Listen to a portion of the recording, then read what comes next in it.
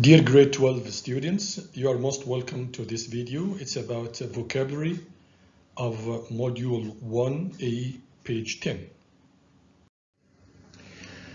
We are going to study how to use confusing words correctly in their contexts and how to derive adjectives from nouns or verbs by some derivational suffixes. Please, before you start, you need to prepare your student book, okay, and a copybook in order to start writing your own word list or mini dictionary according to your own level. In addition, you need also a dictionary, whether it's a hard copy like this one or an internet access to a dictionary online. Kindly open your student book, page 10. Answer questions from 1 to 4, write your answers in your copybook, and then follow the video for analysis and feedback. Okay, now pause and concentrate. Done? Okay, you need to think of two confusing words, primary and initial. And here you are some tips. Primary means very important, whereas initial means the first thing. Your answers, please. Have you done the first one using initial? My boss's initial reaction, the first reaction my boss did was to yell, to shout. But once he calmed down, he discussed the issue with me.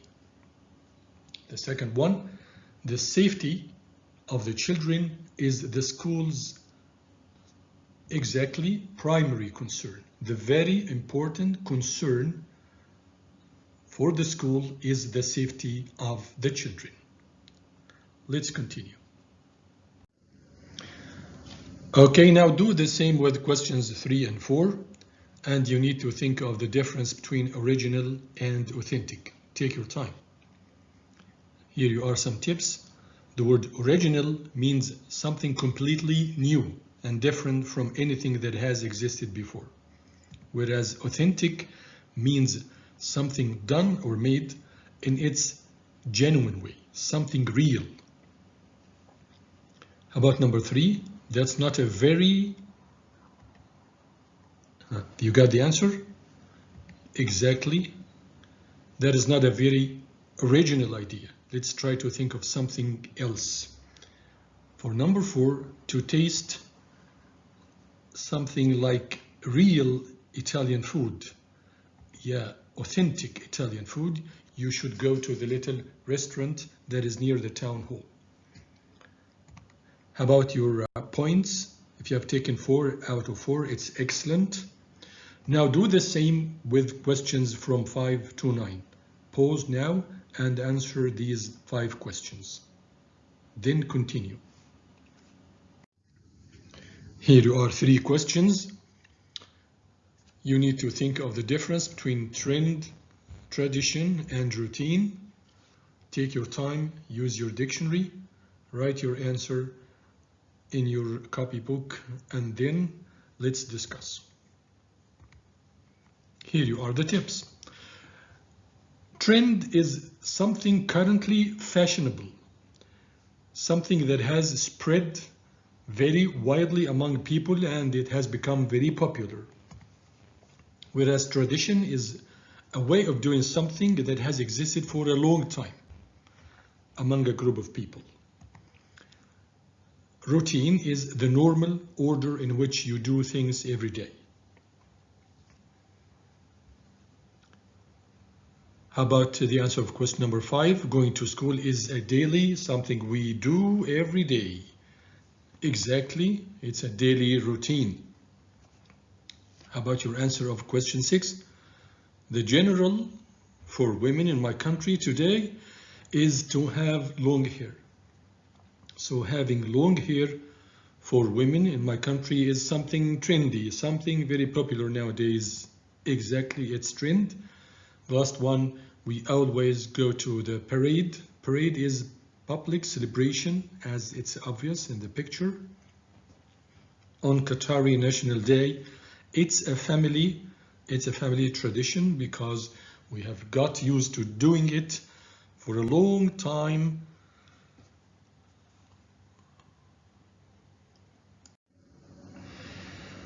The last two questions in this group, number 8 and 9, and you need to think of the difference between custom and habit. As usual, use your dictionary, take your time, and let's discuss. The word custom means an accepted way of behaving or doing something in a society or a community, whereas habit is something you often do almost without thinking, and it is hard for you to stop doing it.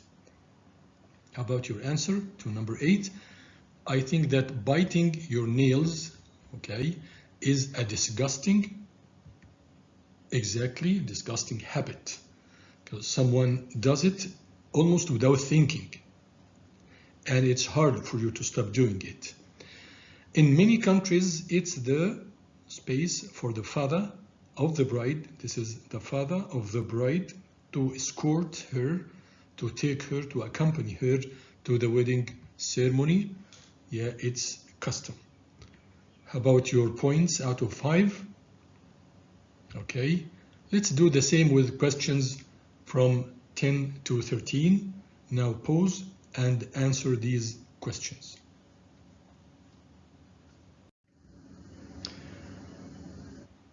Okay, in the same way, look up the two words stranger and immigrant in your dictionary and try to find the difference. And here you are the feedback. Stranger means a person you do not know, whereas immigrant is a person who has come to live permanently, means forever, in another country.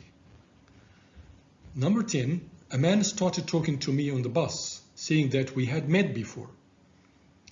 But to me, he was a complete, about your answer? Yeah, a complete stranger. I don't know that person. We haven't met before. Number 11, May's parents are from China. They are immigrants from China, and they have decided to settle, to live in Rome. Okay, do you know this monument of Rome? Now let's continue.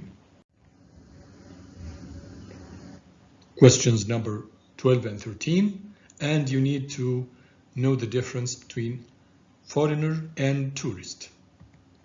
Here you are some tips. A foreigner is a person who comes from another country. And a tourist is a person who is traveling or visiting places for pleasure, like the people doing here in Qatar. How about number 12? More than 3 million tourists visit the island every year.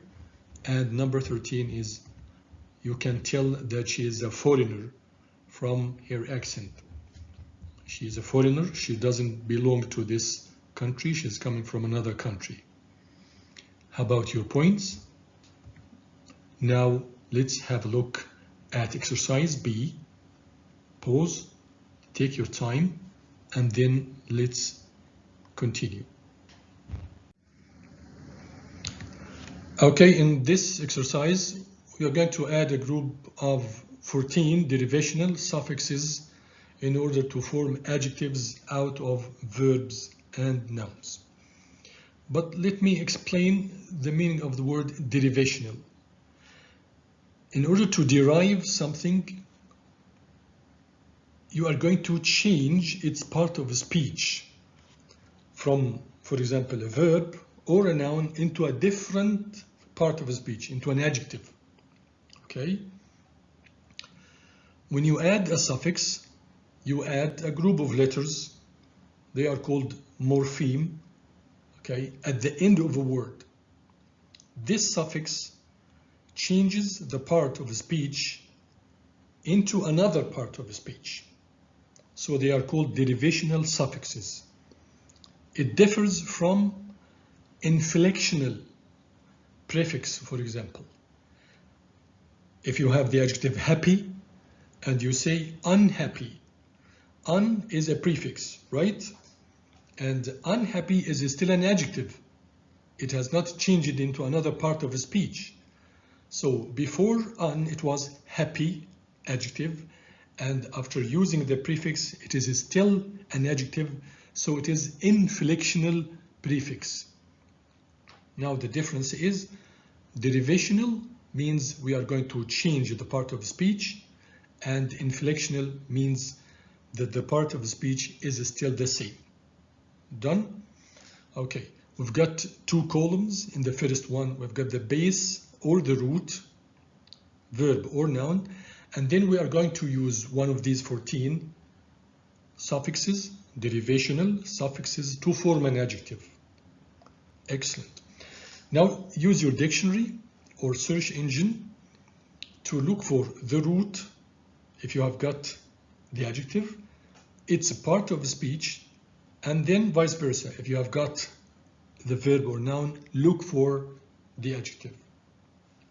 Pause for 5 minutes, and then the spaces here are 12, so you have got 12 points. Done? Let's check together. What's the root of decisive? Excellent, it's decide. Is it a verb or noun?